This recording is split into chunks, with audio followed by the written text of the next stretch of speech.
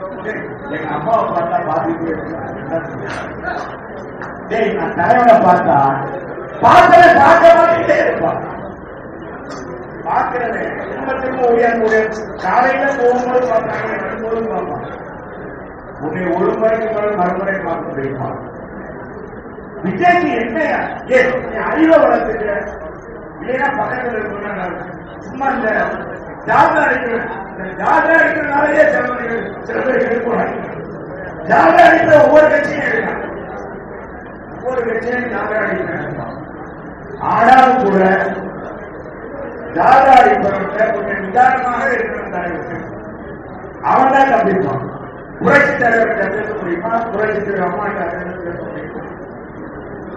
புரட்சி தமிழர் பார்த்து பேசுவார்.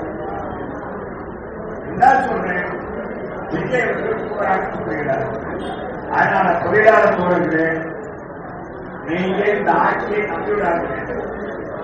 யாரும் அந்த தொழிற்சங்கம் வச்சாங்கன்னா லீவ் கொடுப்பாங்க, அது என்னப்பா ஓடி கொடுப்பாங்க அப்படின்னு போயிடாதீங்க. அங்க ஒன்றும் நடக்காது. ஏன்னா மாவு நேரு ஒண்ணு இல்ல. அங்க அந்த போக்குவரத்து பணியாளர்கள் இன்னைக்கு பஸ் வாங்கியிருக்காங்க. இப்ப புதுசா இன்னைக்கு வந்து நிதி திரட்டி இல்லை.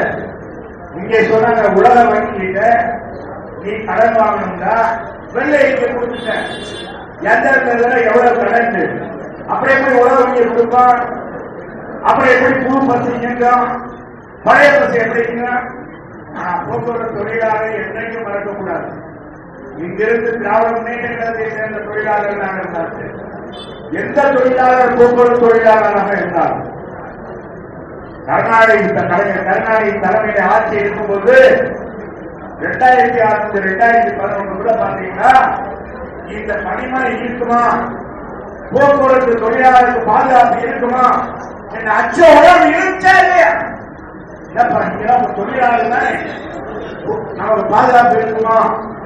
பஸ் போறதுல நின்றோம்.